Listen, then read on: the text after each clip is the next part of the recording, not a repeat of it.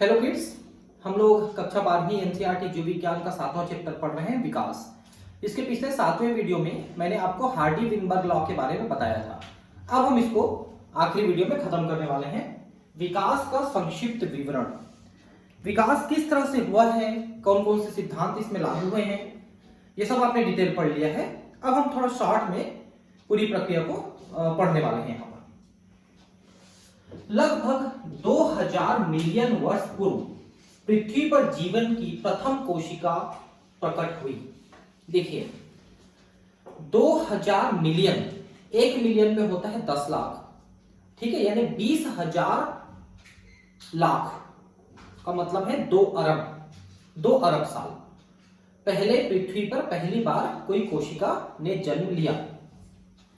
विशाल बृहद अणु का गैर कोशिकीय पुंज झिल्ली युक्त आवरण के साथ कोशिका में कैसे विकसित हुआ, इसकी क्रियाविधि अज्ञात रही।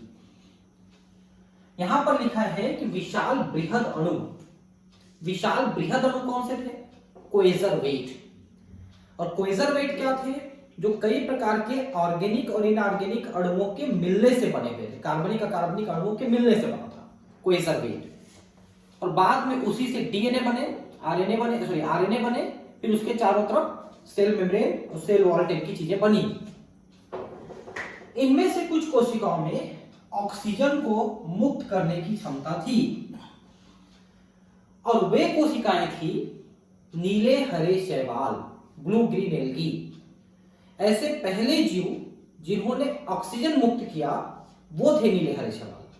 इनके प्रकाश संश्लेषण में जल का प्रयोग हुआ हाइड्रोजन दाता के रूप में और इसलिए वो ऑक्सीजन को मुक्त कर पाए, क्योंकि इनसे पहले जो दूसरे बैक्टीरिया थे, जीवाणु थे, वो भी प्रकाश संश्लेषण करते थे, लेकिन वो अपने हाइड्रोजन दाता के रूप में H2O का प्रयोग नहीं करते थे, वो H2S यानी हाइड्रोजन सल्फाइड का प्रयोग करते थे और इसलिए उनके प्रकाश संश्लेषण में ऑक्सीजन मुक्त नहीं होती थी बल्कि सल्फर मुक्त होती थी। लेकिन पहली बार नीले हरे शैवालों ने H2O का प्रयोग किया और उन्होंने ऑक्सीजन को मुक्त करना शुरू किया। यह अभिक्रिया संभवतः प्रकाश संश्लेषण में प्रकाश अभिक्रिया के समान ही रही होगी, जहां पर पानी संग्रहित होकर सौर ऊर्जा की सहायता से विघटित होता है। यह ऊर्जा प्रकाश संग्राही वर्णकों से प्रेरित होती है। प्रकाश संश्लेषण की प्रक्रिया मैंने बताई है आपको। उसमें जो प्रकाश अभिक्रिया होती है, जिसको लाइट रिएक्शन कहते हैं, उसमें प्रकाश की उपस्थिति में क्लोरोफिल के अणु H2O को ब्रेक करके हाइड्रोजन और ऑक्सीजन और इलेक्ट्रॉन मुक्त करते हैं। उसका जो ऑक्सीजन है वो हवा में मुक्त हो जाता है, हाइड्रोजन इलेक्ट्रॉन उसमें यूज हो जाते हैं, ठीक है। तो ये काम कौन करता है? ये काम क्लोरोफिल करता है, जो प्रकाश ऊर्जा को ग्रहण कर सकता है, उसको संग्रहित कर सकता है। और वहां पर 2 फोटो सिस्टम होते हैं, फोटो सिस्टम 1 और 2। इसमें फोटो सिस्टम 2 ये काम करता है। धीरे धीरे एक कोशिकी जीव बहुकोशिकी जीवों में परिवर्तित हुए, है ना। शुरू में तो बैक्टीरिया जैसी चीजें बनी, ब्लू ग्रीन एल्गी बनी, वायरस बनी, फिर धीरे धीरे प्रोकैरियोट से यूकैरियोटिक कोशिकाएं बनी, फिर यूकैरियोटिक कोशिकाओं में बहुत सारी कोशिकाएं बनी। 500 मिलियन वर्ष पूर्व अकशेरुकी जीव बने, यानी आज से 50 करोड़ साल 50 करोड़ साल पहले अकशेरुकी जीव बने एवं क्रियाशील हुए। जबड़े रहित मछली संभवतः 350 मिलियन वर्ष पूर्व यानी 35 करोड़ साल पहले विकसित हुई। जबड़े रहित यानी कि एगेनेथा। एगेनेथा में कौन थे? साइक्लोस्टोम्स जैसे एम्फिऑक्सस, ये थे। मिक्जीन था। ये लोग बिना जबड़े वाली मछलियां थी, ठीक है। इनको एगेनेथा कहते हैं, एगेनेथा। और जिनमें जबड़े होते हैं उन्हें ग्नेथोस्टोमेटा कहते हैं। समुद्री खरपतवार एवं कुछ पादप संभवतः 320 मिलियन वर्ष पूर्व अस्तित्व में आए। समुद्री खरपतवार का मतलब होते हैं समुद्री शैवाल, जिसमें लाल शैवाल, भूरे शैवाल, ये सब शैवाल शामिल होते हैं। ये संभवतः 32 करोड़ साल पहले धरती पे आए। हमने पहले भी बताया था कि जो पहले जीव धरती पर प्रकट हुए वे पादप थे, क्योंकि पादपों में जो है स्वपोषण की क्षमता होती है, वो दूसरे पे निर्भर नहीं करते हैं। जबकि जो जंतु होते हैं वो विषमपोषी होते हैं और वे अपने पोषण के लिए सीधे तौर पे यानी प्रत्यक्ष तौर पे या अप्रत्यक्ष तौर पे पादपों पर ही निर्भर करते हैं। इसलिए पादप पहले बने थे और उसके बाद उन पर निर्भर करने वाले जंतु बने। जब धरती पर पशु अस्तित्व में आए तब ये पादप धरती पर खुद खूब फैल चुके थे। पशु का मतलब है जंतु, यहां पर ये गाय बैल भैंस की बात नहीं कर रहा है, जंतु। पादप बहुत विकसित हो चुके थे, धरती पे फैल चुके थे, तब जंतुओं का विकास शुरू हुआ। ठीक है, मजबूत एवं सुदृढ़ पंखों वाली मछलियां धरती पर आ जा सकती थी। पंख का मतलब उड़ने वाली पंख नहीं, फिन्स, तैरने वाली फिन्स, जो मछलियों को दूर दूर तक लाने ले जाने में सहायता करती थी। ऐसा लगभग 350 मिलियन वर्ष पूर्व संभव हुआ था, मतलब 35 करोड़ साल पहले ऐसा संभव हुआ। सन 1938 में दक्षिण अफ्रीका में एक मछली पकड़ी गई जो सिलाकेंथी थी, सिलाकेंथ, जिसे विलुप्त मान लिया गया था। ऐसे प्राणियों को लोबेफिन पाली परव कहा गया, जो कि पहले उभयचर प्राणी के रूप में विकसित हुए और जो जल एवं थल दोनों पर ही रहे। देखिए, ये जो सिलाकेंथ थे, ये ऐसी मछलियां थी जिनमें वायु कोश जैसे अंग पाए जाते थे, मतलब एयर ब्लेडर जैसी चीजें। वो हवा में सांस लेने में उनकी सहायता करता था, मतलब वो लंग्स जैसे कुछ कुछ काम करने में सक्षम थे। इसलिए वो पानी से बाहर भी काफी समय तक जिंदा रह जाते थे और उन्हीं से आगे चल के उभयचर प्राणी जैसे कि मेढक वगैरह ये लोग बने थे सिलाकेंथ से। तो ये प्राणी विलुप्त मान ली गई, लेकिन एक मछली 1938 में दक्षिण अफ्रीका के समुद्र में पकड़ी गई थी। हमारे पास आज इनका कोई भी नमूना नहीं बचा है, वो भी पकड़ी गई थी। अब 1938 कहने से कब की बात है ना, वो मर गई। हालांकि ये आधुनिक युग के प्राणी मेढक एवं सैलामेंडर जीवों के पूर्वज थे। मैंने बताया ना कि मेढकों के उभयचरों के पूर्वज थे। यही उभयचर प्राणी सरीसृपों के रूप में विकसित हुए। अब उभयचर प्राणियों से बने सरीसृप और सरीसृपों से बने पक्षी और स्तनी, वो दोनों सरीसृप से बने। ठीक है, ये मोटे कवच वाले अंडे देते हैं जो उभयचर अंडों की तरह धूप में सूख नहीं जाते हैं। उभयचर यानी मेढक वगैरह के अंडे जो होते हैं उनमें मोटा आवरण नहीं पाया जाता है और इसलिए उनको पानी में रहना पड़ता है, क्योंकि अगर वो पानी से बाहर रहेंगे तो सूख जाएंगे और नष्ट हो जाएंगे एम्ब्रियो। जबकि पहले ऐसे प्राणी वो थे सरीसृप जो पानी से पूरी तरह से मुक्त हो पाए थे, क्योंकि उभयचरों को अपना प्रजनन करने के लिए पानी की आवश्यकता होती ही है। लेकिन पहले ऐसे प्राणी हुए सरीसृप जिनको रिप्रोडक्शन के लिए पानी की आवश्यकता नहीं है और वो जो अंडे देते हैं वो मोटे कवच वाले देते हैं, जो कि धरती पे रहने पर भी खराब नहीं होते, सूखते नहीं। तो पहली बार पानी से पूरी तरह से मुक्त होने वाला और सही ढंग से स्थलीय प्राणी जो है वो सरीसृप है, न कि उभयचर।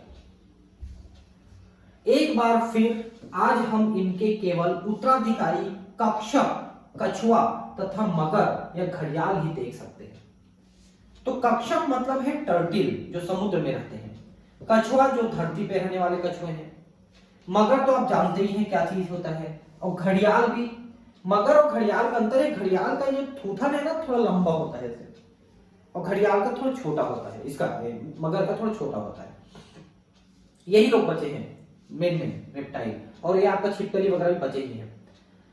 अगले 200 मिलियन वर्ष बाद, मतलब हम अभी बात कर रहे थे 3.5 मिलियन, 350 मिलियन पहले की, उसके 200 मिलियन बाद यानी आज से 15 करोड़ साल पहले विभिन्न आकार एवं आकृति वाले सरीसृपों ने पृथ्वी पर आधिपत्य स्थापित कर लिया था। ठीक है, ये वाला फिगर मैं भी बताने वाला हूं।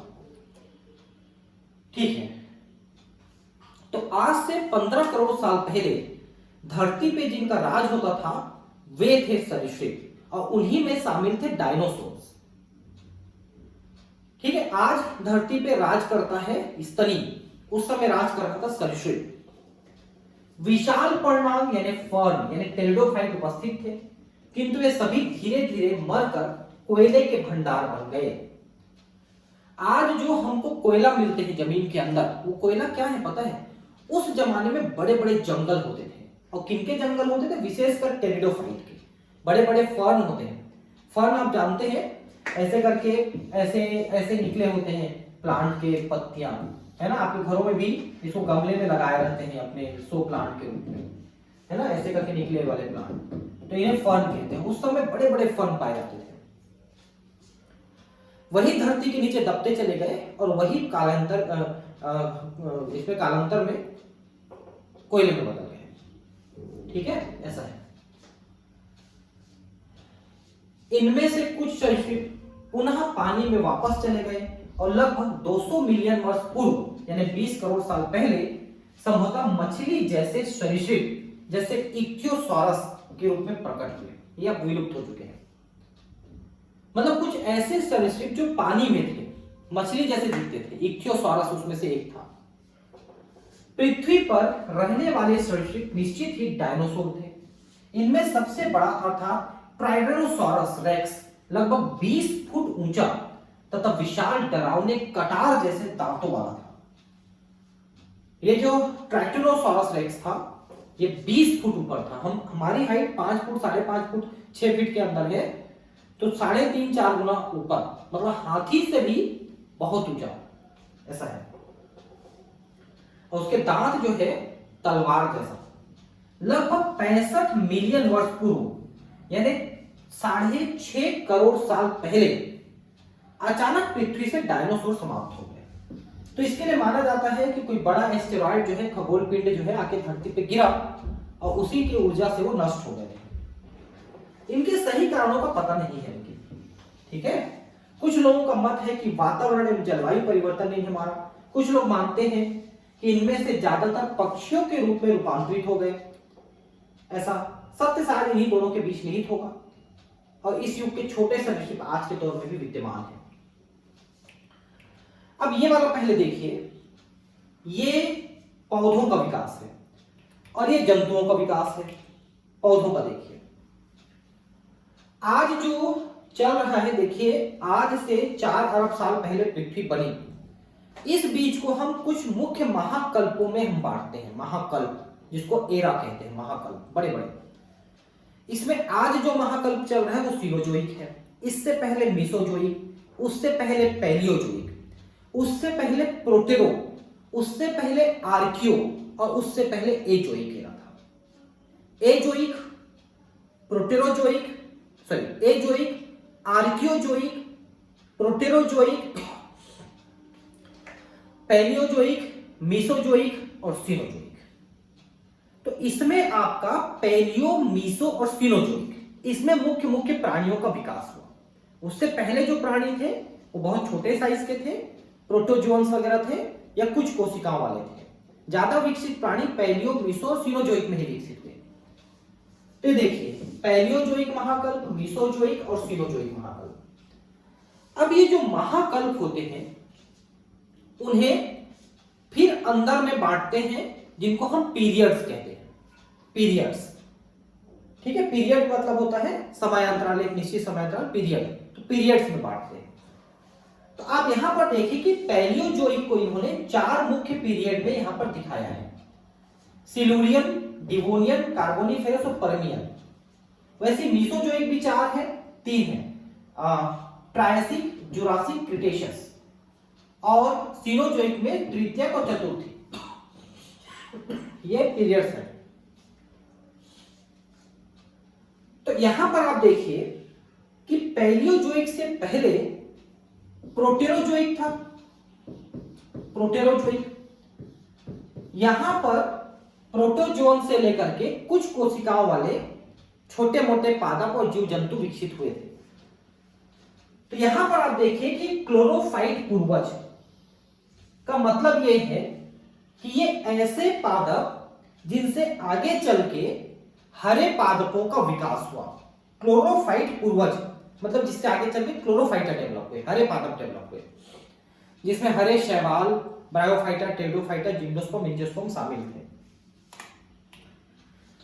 इनसे आगे चल के ट्रेक्योफाइट पूर्वज विकसित हुए और एक विकास इस दिशा में भी हुआ। ये देखिए, ये ब्रायोफाइटा, सीधे ऊपर जाके ब्रायोफाइटा बना।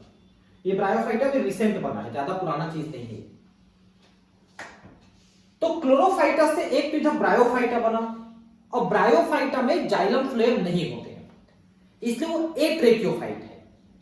ठीक है, जाइलम फ्लोएम नहीं होते, एट्रेक्योफाइट है। और शैवाल में भी नहीं होते, ब्रायोफाइटा से छोटा ही होता है शैवाल।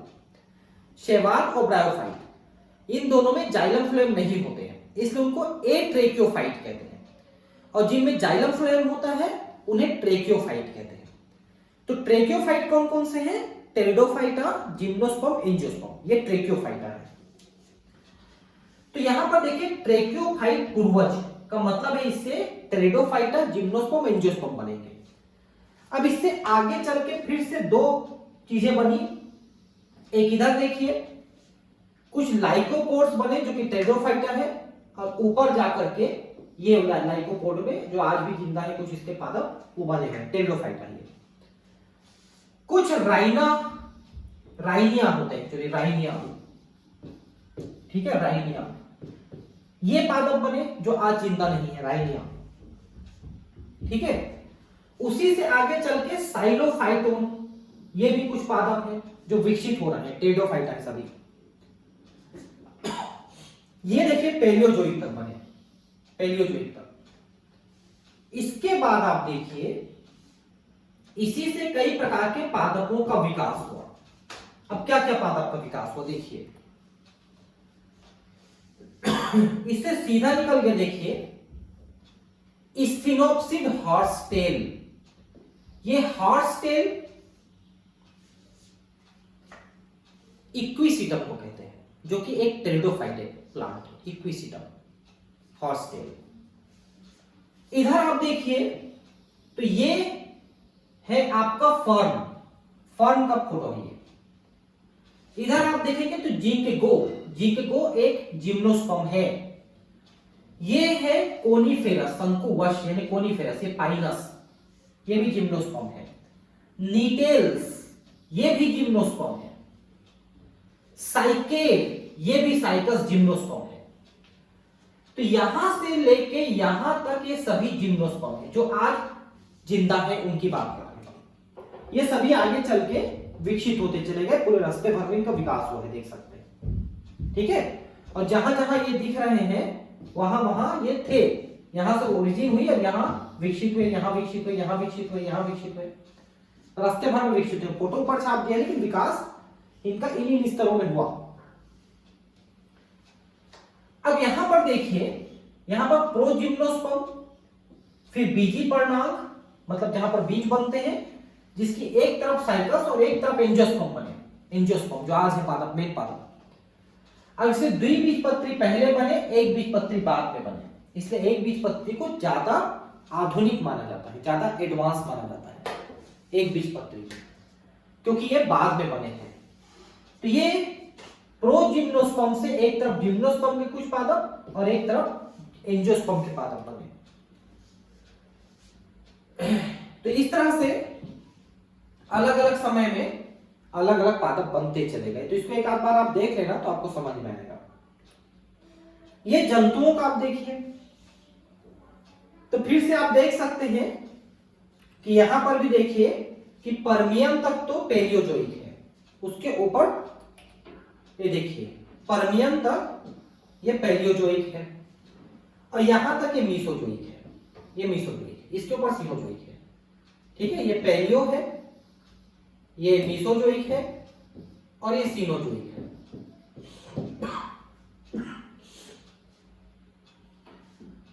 तो सरीसृपों की पहली उत्पत्ति तो पैलियोजोइक में हो चुकी थी, सरीसृपों की उत्पत्ति, लेकिन इनका ज्यादा विकास जो है मीसोजोइक एरा में हुआ। देखिए मीसोजोइक एरा तक ये बहुत विकसित रूप में है, लेकिन सीनोजोइक के आते आते ये देखिए कि खत्म हो गए।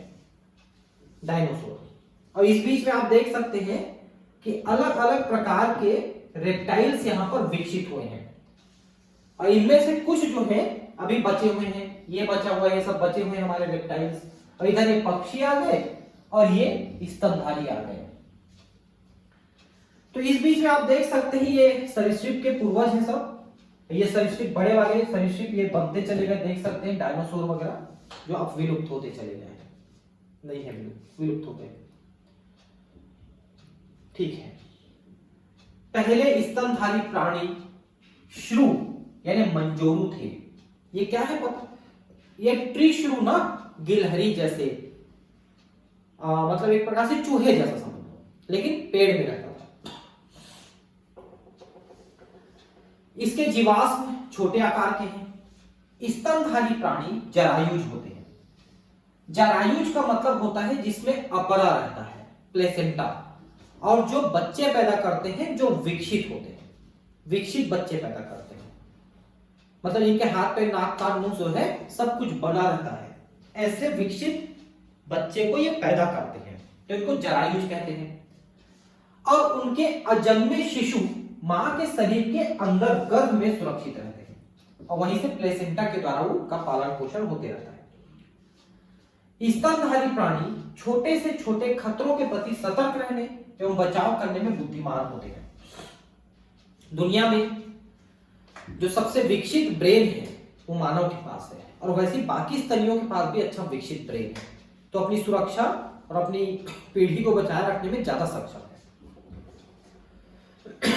जब सरीसृपों की कमी हुई तब स्तनधारी प्राणियों ने स्थल पर कब्जा कर लिया। पहले धरती पर मीसोजोइक महाकल्प में धरती पर जो राज था वो सरीसृपों का था। उसी समय स्तनियों की उत्पत्ति हुई, और जैसे जैसे सरीसृप कम हुए स्तनी बढ़ते गए और उन्होंने धरती पे कब्जा कर लिया। यहाँ पर दक्षिण अमेरिकी स्तनधारी घोड़े से मिलता जुलता हिप्पोपोटेमस दरियाई घोड़ा, भालू तथा खरगोश आदि थे। ठीक है, तो शुरू में ये सब बनते गए, मतलब जो डेवलप हुए। महाद्वीपीय विचलन के कारण जब दक्षिणी और उत्तरी अमेरिका एक दूसरे से जुड़े तो इन जीवों ने उत्तरी अमेरिका तक विस्तार बनाया, और ये उत्तरी अमेरिकी प्राणी जगत पर छा गए। तो पहले आप देखिए कि दक्षिण और उत्तरी अमेरिका अलग अलग थे। जब ये आपस में जुड़ गए, मैंने आपको बताया है कि ये जो धरती है ये समुद्र से निकली हुई पार्ट है। इनमें से कुछ ऐसे होते हैं जो बीच बीच में समुद्र से निकल जाते हैं, कुछ ऐसे होते हैं जो वापस समुद्र में डूब जाते हैं। ठीक है, तो ये होते रहता है, कभी बहुत जल्दी हो जाता है, कभी लाखों वर्षों में होता है। तो ये हिलते डुलते भी रहते हैं, इधर उधर अलग अलग भी हो जाते हैं, एक पे जुड़ जाते हैं, ऐसा भी हो जाता है खिसक के। ठीक है, तो दक्षिणी और उत्तरी अमेरिका जब एक साथ जुड़े तो ये जीव पहले दक्षिण अमेरिका में थे, वो उत्तरी अमेरिका में जाकर के वहां भी फैल गए, और महाद्वीपीय विस्थापन के कारण जब दक्षिण अमेरिका उत्तरी अमेरिका से मिल गया तो ये जीव उत्तरी जंतुओं के दबाव में आ गए और वे बहुसंख्यक हो गए। तो इन्होंने अपनी संख्या बढ़ाते चले गए। द्वीपीय विस्थापन के कारण ही ऑस्ट्रेलियाई स्तनधारी जैसे कंगारू आदि जीवित रहे, क्योंकि उन्हें दूसरे अन्य स्तनधारी जीवों से कम प्रतियोगिता थी। आज आपको पता है कि कंगारू जैसे जो मार्सुपियल प्राणी हैं वो केवल ऑस्ट्रेलिया में है, क्योंकि ऑस्ट्रेलिया बाकी जगत से अलग हो गया, तो वहां के जंतुओं को ज्यादा स्ट्रगल, ज्यादा संघर्ष नहीं करना पड़ा दूसरे से लड़ने के लिए, तो ज्यादा विकसित होते चले गए, ज्यादा विकास होते चले गए उन लोगों में। ठीक है, आधुनिक युग के कुछ स्तनधारी प्राणियों के पूर्वजों को चित्र में दिखाए गए, जो चित्र हमने अभी देखे हैं। कहीं हम यह बताना भूल तो नहीं गए कि कुछ स्तनधारी प्राणी पूरी तरह से जल में ही रहते हैं, जैसे कि व्हेल, डॉल्फिन, सील तथा समुद्री गायें, सी काऊ, ये समुद्र में रहते हैं। हाथी, घोड़े, कुत्ते के विकास की बातें, विकास की परिशिष्ट विशिष्ट कहानियां हैं। इसके बारे में आप कुछ कक्षाओं में पढ़ेंगे। घोड़े का विकास कैसे हुआ, हाथी का विकास कैसे हुआ, ये सब पढ़ते हैं। ठीक है, मनुष्य का विकास सर्वाधिक सफलता की कहानी है। क्योंकि मनुष्य का ब्रेन विकसित होते चला गया तो उसके आधार पर खुद ही विकसित होते चले गया। इसके पास भाषा, कौशल एवं आत्मबोध तथा स्वचेतना है। जीवन के स्वरूपों के विकास, भूभौगोलिक मापदंड पर उनकी समय तथा भूभौगोलिक समयावधि में उनके संकेतों को स्थूल रेखा चित्रों 7.9 और 7.10 में दिखाए गए। 7.10 10 भी कह सकते हैं, क्योंकि ऐसी चीजों में यूज कर सकते हैं सब। मानव का उद्भव और विकास। मानव कैसे बने? तो आपको पता है मानव ना वो ट्री शूट से ही बना है। वो जो गिलहरी जैसा, चूहे जैसा मैंने एनिमल बताया जो वहां रहता है, पेड़ों में रहता था, उनसे मानव का विकास हुआ। और पहली बार ऑस्ट्रेलोपिथेकस ऐसा कपी था, ऐसा मानव जैसा था जो 2 पैरों पे खड़ा हुआ, है ना। उसके बाद जो हमसे पहले थे वो क्रोमैग्नान थे, जो सबसे बुद्धिमान थे। उनसे पहले निएंडरथल थे, वो भी काफी बुद्धिमान थे। जावा एप में पेकिन्थ्रेंसिस, ऑस्ट्रेलोपिथेकस, रामापिथेकस, ये सब नाम हैं तो मानव के विकासी जो इतिहास है उसके मुख्य अंग हैं। 15 मिलियन यानी 150 लाख यानी 1.5 करोड़ साल पूर्व ड्रायोपिथेकस और रामापिथेकस नामक नर वानर विद्यमान थे। नर वानर मतलब कपी, मतलब जो कपी जैसे दिखते हैं, गोरिल्ला, चिंपांजी, ओरिंगटन जैसे। उसमें कौन थे? ड्रायोपिथेकस और रामापिथेकस। रामापिथेकस को शिवालिक हिल्स से खोजा गया था, इसलिए उसका नाम रामापिथेकस है। इन लोगों के शरीर बालों से भरपूर थे तथा गोरिल्ला एवं चिंपांजी जैसे चलते थे। मैंने कहा ना वैसे दिखते थे। रामापिथेकस अधिक मनुष्य जैसे थे, मनुष्यों से ज्यादा मिलता रामापिथेकस था। और ड्रायोपिथेकस वनमानुष जैसे थे, जो गोरिल्ला चिंपांजी है उनके जैसे वो था, और ये हमारे जैसा था। इथोपिया और तंजानिया में कुछ जीवाश्म फॉसिल अस्थियां मानव जैसी प्राप्त हुई हैं। ये जीवाश्म मानवीय विशिष्टताएं दर्शाते हैं, जो इस विश्वास को आगे बढ़ाती हैं कि 3-4 मिलियन वर्ष पूर्व मानव जैसे नर वानर गण प्राइमेट्स पूर्वी अफ्रीका में विचरण करते रहे थे। तो 30-40 लाख साल पहले पूर्वी अफ्रीका में मानव जैसे लोग रहते थे, उसके जैसे वानर रहते थे, जो प्राइमेट्स कहलाते थे। अभी भी प्राइमेट्स हैं। प्राइमेट का मतलब क्या होता है? ऐसे स्तनी जिसमें मासिक धर्म चलता है, वो प्राइमेट कहलाते हैं। ये लोग संभवतः ऊंचाई में 4 फुट से बड़े नहीं थे, क्योंकि वे खड़े होकर सीधे चलते थे। 4 फुटिया लोग थे लोग, लेकिन सीधे चलते थे। लगभग 2 मिलियन वर्ष पूर्व यानी 20 लाख साल पहले ऑस्ट्रेलोपिथेकस आदि मानव संभवतः पूर्वी अफ्रीका के घास स्थलों में रहता था। ये सबसे इंपॉर्टेंट नाम है, क्योंकि सही ढंग से ये 2 पैरों पे चलने वाला पहला मानव था ऑस्ट्रेलोपिथेकस, जो पूर्वी अफ्रीका के घास के मैदानों में रहता था। साक्ष्य यह प्रकट करते हैं कि वे प्रारंभ में पत्थरों के हथियारों से शिकार करते थे, किंतु प्रारंभ में फलों का ही भोजन करते थे, शिकार भी करते थे और फल भी खाते थे। खोजी गई अस्थियों में से कुछ अस्थियां बहुत ही भिन्न थी। इस जीव को पहला मानव जैसे प्राणी के रूप में जाना गया और इसे होमो हैबिलिस कहा गया। देखिए ऑस्ट्रेलोपिथेकस को होमो हैबिलिस। दिमागी क्षमता 650 से 800 सीसी। आज हमारी क्षमता है 1350-1400 सीसी के आसपास। इनका 650 से 800, मतलब काफी बुद्धिमान थे। संभवतः ये मांस नहीं खाते थे, ऐसा लिख रहा है, जबकि शिकार करते थे, ये भी लिखा है। ठीक है, तो एक्चुअली संभवतः शब्द जब लिख देता है तो आप कंफर्म नहीं कह सकते कि वो खाते थे कि नहीं खाते थे। शायद नहीं खाते थे, ऐसा लिख रहा है, तो हो सकता है कि नहीं भी खाते थे। 1991 में जावा में खोजे गए जीवाश्म में अगले चरण के बारे में भेद प्रकट किया। जावा में काम किया था डुबोइस नाम के वैज्ञानिक ने। डुबोइस, उन्होंने ज्यादा काम किया था और उनको कई प्रकार के जीवाश्म मिले थे। तो वहां से फिर हमने आगे के मानव के बारे में हम लोग जान पाए, ऐसा है। इसमें होमो इरेक्टस, जिसको जावा एप मैन कहते हैं, होमो इरेक्टस, जो आज से 15 लाख साल पहले हुआ करता था। होमो इरेक्टस का मस्तिष्क बड़ा था, जो लगभग 900 सीसी का था। हम लोगों का 1350-1400। होमो इरेक्टस संभवतः मांस खाता था। ठीक है, ये काफी विकसित था। अब आ गया निएंडरथल। ये कुछ गलत छपा है, निएंडरथल 1400 सीसी यानी हमारे इतना मस्तिष्क वाला था। और आज से 1 लाख साल पहले से 40,000 साल पहले तक ये था। पूर्वी एवं मध्य एशियाई देशों में ये रहते थे। कौन? निएंडरथल। मतलब आज से 40,000 साल पहले तक भी ये थे। हालांकि उस समय क्रोमैग्नॉन में आ चुके थे, होमो सेपियंस फॉसिलिस, और ये भी थे, निएंडरथल भी थे। वे अपने शरीर की रक्षा के लिए खालों का इस्तेमाल करते थे और अपने मृतकों को जमीन में गाड़ते थे। इस चित्र को देखिए। आधुनिक वयस्क मानव, हमारा खोपड़ी और हमारा चेहरा। शिशु चिंपांजी और वयस्क चिंपांजी। ये देखिए, ये शिशु चिंपांजी है, इसका खोपड़ी, और ये वयस्क चिंपांजी है, इसका खोपड़ी।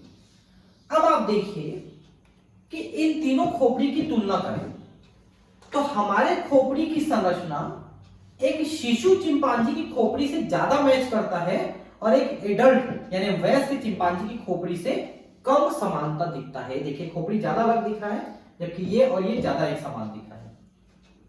मतलब कि चिंपांजी का विकास और हमारा विकास लगभग एक ही टाइप के पूर्वज से हुआ है। इसलिए बचपन में उसका खोपड़ी हमारे जैसा है, बाद में थूथन ज्यादा निकल आता है इसका, हमारा नहीं निकलता है। ये अंतर है। होमो सेपियंस यानी मानव अफ्रीका में विकसित हुआ और धीरे धीरे महाद्वीपों से पार पहुंचा था, तब विभिन्न महाद्वीपों में फैला था। सबसे पहले अफ्रीकी महाद्वीप में ही मानव का विकास हुआ। इसके बाद वह भिन्न जातियों में विकसित हुआ। 75,000 से 10,000 वर्ष के दौरान हिम युग में आधुनिक युगीन मानव पैदा हुआ। आधुनिक मानव 40,000 साल पहले धरती पे एक्चुअली आया था। वो उसी के बीच का लिखा है, देखिए, उस बीच में हिम युग भी आया था। मतलब पूरी धरती बर्फ से ढकी रही बहुत समय तक। मानव ने प्रागैतिहासिक गुफा चित्रों की रचना लगभग 18,000 वर्ष पूर्व किया था।